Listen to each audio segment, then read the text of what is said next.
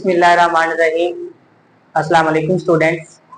आज हम 9th class का लेक्चर नंबर 7 जो कि हमारे पास है इंटर मालिक्यूलर फोर्सेस वो डिस्कस करेंगे। अगर हम वर्ड देखें इंटर मालिक्यूलर, इंटर कहते हैं बिटवीन को, किसको? बिटवीन को। और मालिक्यूलर कहते हैं मालिक्यूल को। इसका मतलब क्या होगा? इंटर कहते हैं बिटवीन, मालिक्यूलर कहते हैं मालिक्यूल, और फोर्स कहते हैं कशिश को। अब हमने पहले पढ़ी थी एक डिफाइन केमिकल बॉन्ड की। ऐसे ना, केमिकल बॉन्ड में क्या था? एक मालिक्यूल हो, मालिक्यूल के अंदर दो एटम हो, जितने भी एटम, तो उन एटम्स के दरमियान जो फोर्स ऑफ अट्रैक्शन होती है वो हमारे पास थी केमिकल बॉन्ड। अब हम पढ़ रहे हैं इंटर मालिक्यूलर फोर्सेस। अब हमें ये बता रहा है कि अगर एक मालिक्यूल हो तो मालिक्यूल के साथ जो फोर्स ऑफ अट्रैक्शन होती है उसको हम क्या नाम देते हैं? उसको हम नाम देते हैं इंटर मालिक्यूलर फोर्सेस का। समझ आ गई? यानी वो फोर्स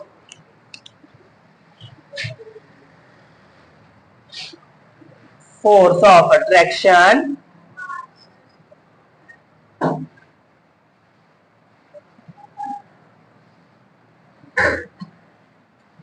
बिटवीन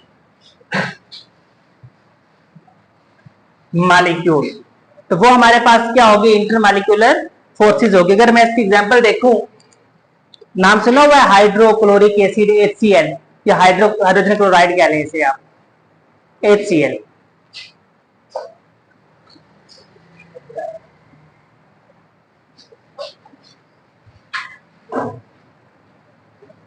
ये हमारे पास HCl के 3 मॉलिक्यूल है।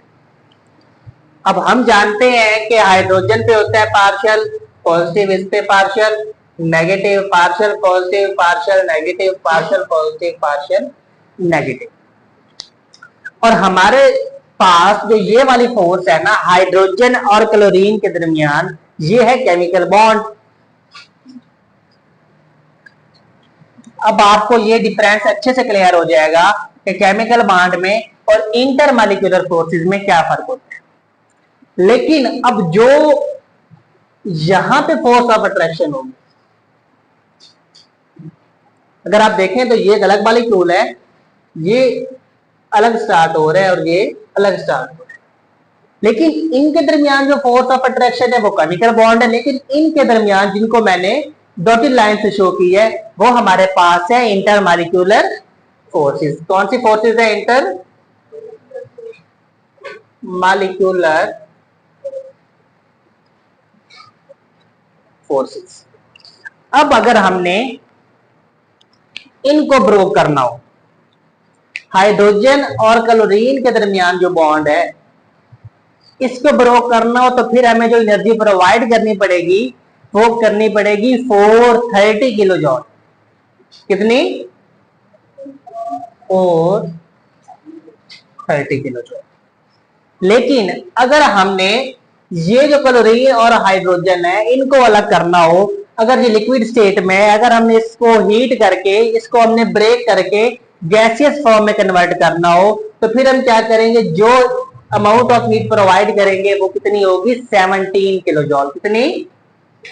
17 किलो जॉल। अब मुझे आप ये बताओ कि इन दोनों में से स्ट्रॉन्गर फोर्स ऑफ अट्रैक्शन क्या होती है और वीकर फोर्स ऑफ अट्रैक्शन क्या होती है? तो इसका सिंपली आंसर है, एक चीज जिसको तोड़ने के लिए हम 430 किलो जॉल की एनर्जी दे रहे हैं और एक बॉन्ड को तोड़ने के लिए 17 किलो जॉल पर मोल दे रहे हैं, तो वीक कौन सी होगी जिसको हम कम एनर्जी प्रोवाइड कर रहे हैं? समझ आ रही है इस बात की? वीक कौन सी होगी? जिसको हम ब्रेक करने के लिए कम एनर्जी प्रोवाइड कर रहे हैं। तो हमारे पास वो कौन सी होगी? इंटरमॉलिक्यूलर फोर्सेस क्या होती हैं? वीकर होती हैं देन केमिकल बॉन्ड। समझ आ गई इस पॉइंट की कंफ्यूजन? अब हम देखते हैं, नेक्स्ट हमारे पास है डाइपोल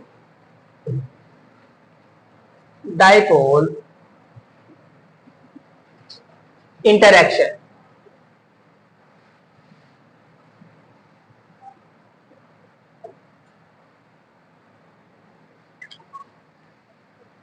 डाई डाई कहते हैं टू को, किसको? टू को। पोल कहते हैं पोलैरिटी को, यानी पॉजिटिव भी होगा और नेगेटिव भी होगा। तो ये तो पोलैरिटी इसे कह लें। आपके पास जितनी भी ये इंटरमॉलिक्यूलर फोर्सेस होते हैं ना, इनको आप नाम देते हो वैन डर वाल फोर्सेस का। क्या नाम देते हो?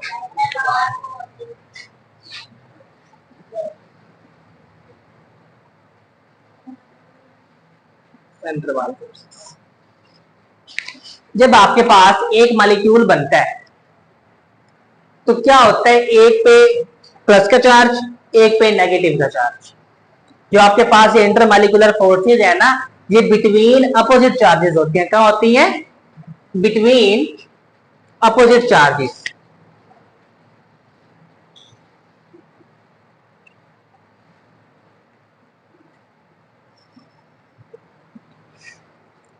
अब क्या मतलब अपोजिट का? एक पे प्लस का, एक पे माइनस का।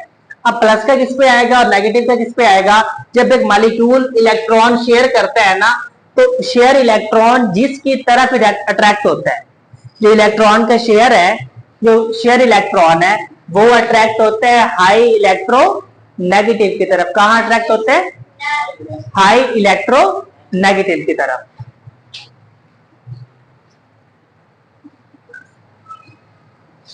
वहां पर जब अट्रैक्ट होगा तो उस पर चार्ज कौन सा आएगा? पार्शियल नेगेटिव का, क्योंकि उसने क्या किया है? इलेक्ट्रॉन को रिसीव किया है।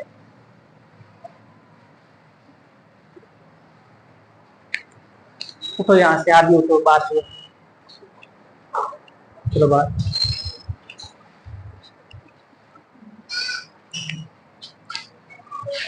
लेकिन जिसने इलेक्ट्रॉन को लूज किया, जिसके पास नहीं गया, तो उस पर ऑटोमेटिकली कौन सा चार्ज आ जाएगा? प्लस का। समझ आ रही है ना बात की? तो जो दूसरा आपके पास होगा उस पर चार्ज कौन सा आएगा? Partial positive. तो अब आपके पास क्या होगा? एक मॉलिक्यूल क्रिएट हो जाएगा लाइक दिस। इस पर चार्ज कौन सा होगा? पार्शियल नेगेटिव का, क्योंकि क्लोरीन हाईली इलेक्ट्रोनेगेटिव है और हाइड्रोजन जो है लेस इलेक्ट्रोनेगेटिव है। हाइड्रोजन की इलेक्ट्रोनेगेटिव की वैल्यू होती है 2.1, क्लोरीन की होती है 3.0। तो हाईली इलेक्ट्रोनेगेटिव कौन सा हुआ? क्लोरीन हुआ। तो जो इलेक्ट्रॉन का पेयर शेयर होता है वो कौन अट्रैक्ट कर लेता है? क्लोरीन अपनी तरफ अट्रैक्ट कर लेता है। उस पर चार्ज कौन सा जाता है? Partial negative. समझ आ गई यहां तक? किसी ने कुछ पूछना हो यहां तक? फिर हम नेक्स्ट देखते हैं।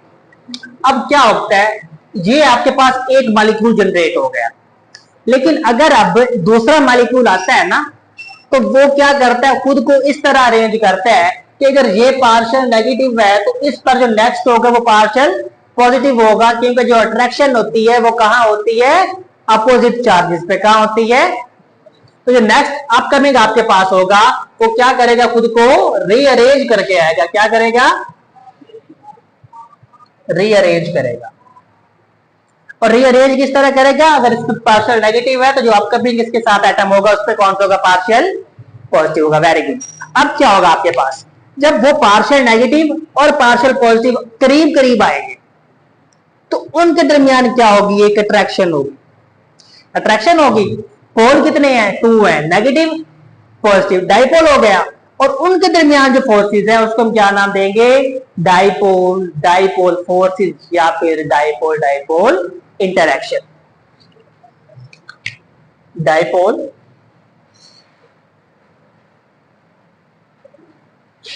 डाइपोल फोर्सेस या फिर डाइपोल डाइपोल इंटरैक्शन। अगर मैं यहां पे वही ड्रॉ कर दूं,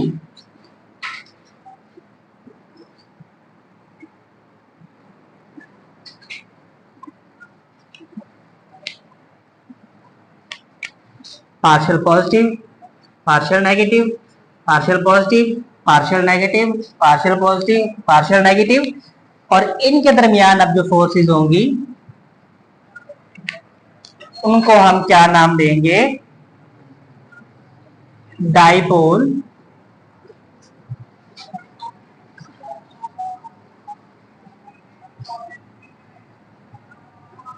डायपोल। समझ आ गई स्टूडेंट्स? तो ये था हमारा आज का लेक्चर। अगर किसी को कन्फ्यूजन है तो वो कमेंट सेक्शन में कमेंट कर सकता है। अल्लाह ने की जबान।